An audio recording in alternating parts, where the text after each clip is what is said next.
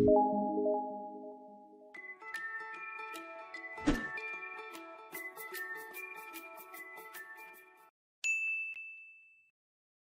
موږ ملټیپلیکیشن اینڈ ډیویژن اپریشنل نمبرز یعنی فریکشن کو.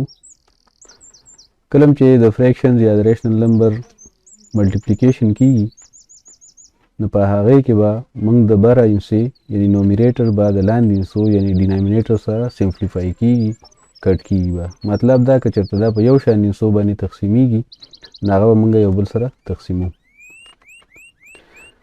کله نه کله پکې دا ماینس راشي، ماینس په وجه بیا ماشومان کنفیوز وي.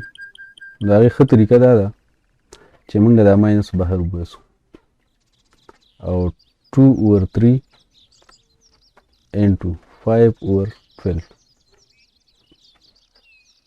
ماینس مې د ځکه درکړو چې ستاسو کنفیوژن بالکل کلیر شي.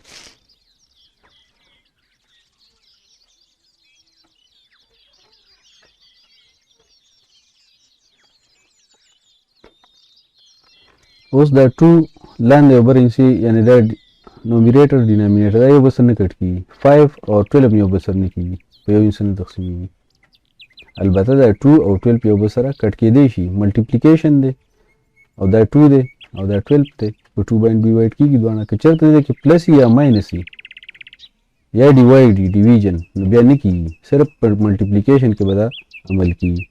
2 1 is 2 2 6 is 12 یعنی 1 له چې موږ په 2 کې ضرب ورکړو 2 ته راځي، که 6 له موږ 2 کې ضرب ورکړو 12 ته راځي. اوس به بره نومیریټر به نومیریټر سره ضرب وکړي، ډینامینیټر به ډینامینیټر سره ضرب وکړي. 5 1 is 5 6 3 is 18 the answer.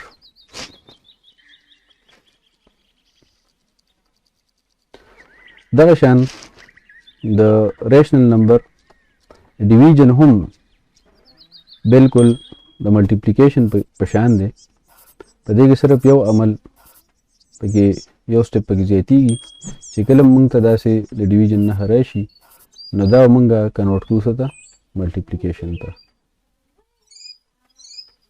نو دا ملټیپلیکیشن ته کنورټ شي او دا هندسه چې کوم ده دا به الټه شي.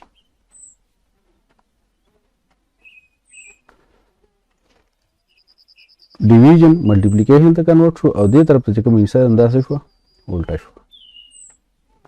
باقي دې نه پس چې کوم دی نو ټول عمل د ملټیپلیکیشن دی، یعنی نومیریټر به د ډینامینیټر سره سمپلیفای کېدی شي، کټ کېدلی وشي. او دې تاسو وګورئ 8 په 2 ډیوایډ کېږي، 4 هم پې ډیوایډ کېږي، 8 هم په 4 ډیوایډ کېږي، دا هم په 4 ډیوایډ کېږي. په دې سمپلیفیکیشن کې تاسو کوشش کوئ که ټیبل یې درځي، پاړې درځي نو تاسو په غټ هندسه باندې تقسیموي نو ستاسو عمل به زر ختمېږي. 4 1 is 4 4 2 is 8.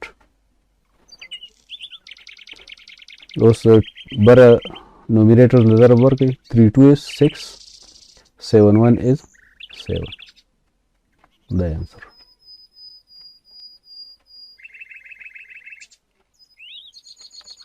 اوکے جی، دا الله په امان.